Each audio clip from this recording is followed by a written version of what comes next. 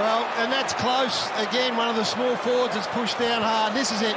No It all space. comes down to this. No space here. 8 seconds to go. Nankervis tried his darndest as he has all day. It's now towards the line. It's just about out of reach. Damien Hardwick, the torment of football all over his face.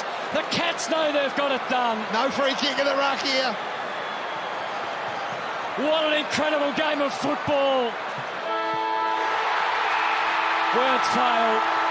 The Cats don't.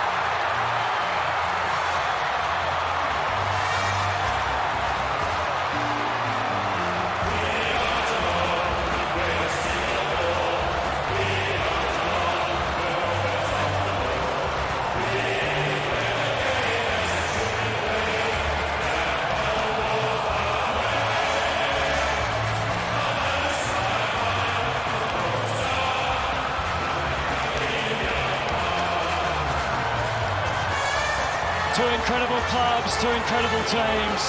35 points down, Richmond were. They got to 17 points up, and then the Cats found a second win. And despite Richmond pressing so hard, Geelong make it 5 wins in a row, and they get home by 3 points.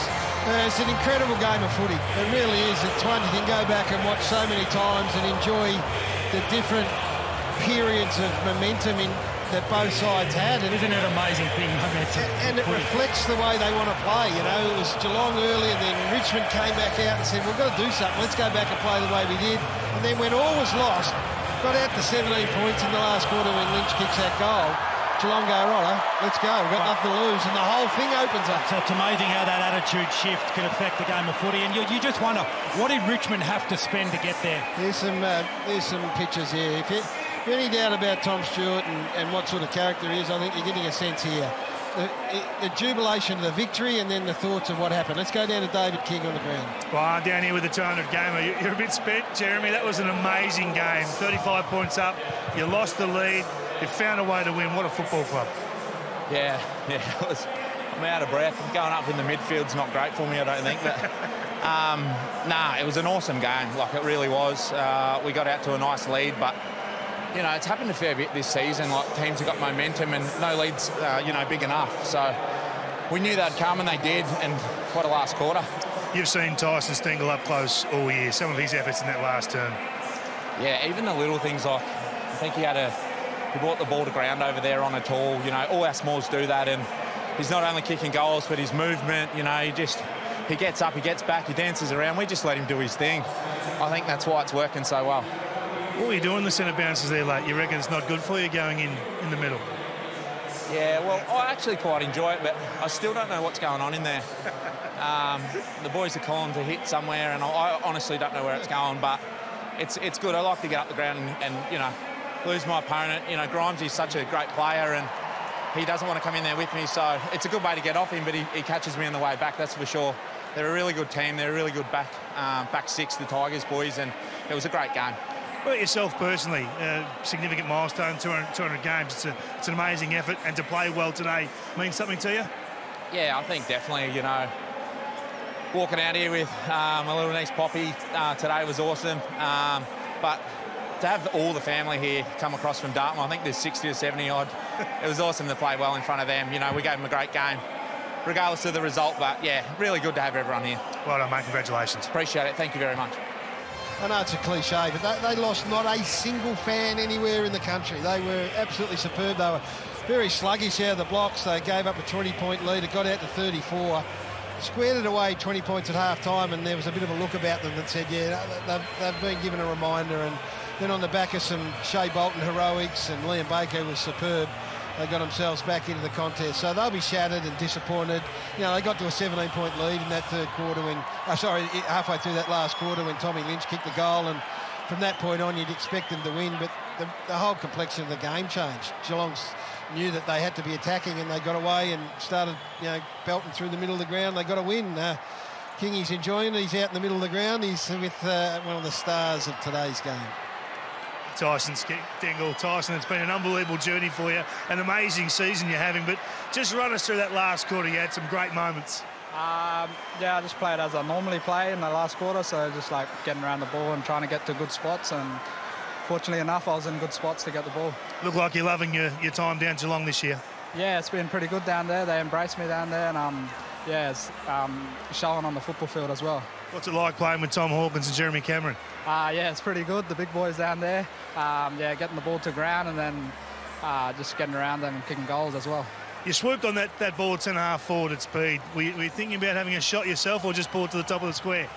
Yeah, I thought I was about to have a shot, and then I was thinking, I can't make the distance with a snap here, so I'll just pull it to the top of the square. And I was hoping Hawk can get there, or one of the big boys. You need a little bit of help along the way. We all do. You've had Eddie Betts as your mentor down there at Geelong. What's he meant to you this year? Yeah, he's been pretty good. Him and his wife, they've been really good for me for the last few years since I went to Crows, and then after that, just sticking by my side the whole way. It's a pretty special group you're playing for here, mate. Could go all the way this year, who knows? Yeah, hopefully that's the aim. Boys are getting stuck in here now. I said stop talking. See you, Tice. A little lopsided. A couple of... How did Brad Close get to become involved so quickly? Must be great mates with Jeremy Cameron. And talk about... There's a couple of contrasting pickups. Tyson Stengel cost him not much. Jeremy Cameron cost him plenty, and they both starred today in a big win at the home of footy. So, I don't know, it was a pleasure to be here, boys. It was an absolute joy to watch. I mean, Richmond had some unbelievable performers. Half of Dartmoor's down there. He might have a can or two tonight. You can have one or two, can't you, still, Dwayno? In moderation.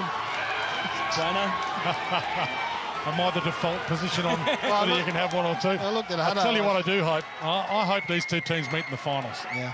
You get Cochin back, you get Noah Bolter back, you get Patrick Dangerfield back, and let's do it again in September. Yeah. And it's an easy cliche, isn't it, to say it felt like a final. It was if you had a final as good as that, you'd be talking about it for years. No question. The pressure early on, and Geelong's pressure was absolutely magnificent. They owned the ball in the first quarter. Like Richmond couldn't transition at all, and you wondered, what could Richmond do? And then all of a sudden they found their mojo. So Chris got to be thrilled with what they were able to do and find a way to win, because that game, to all intents and purposes, slips away from them when they're 3 goals down with 10 minutes to play, and they've got enough experience in there to always think they're a live chance, but then absolutely executing is a different matter, but they did.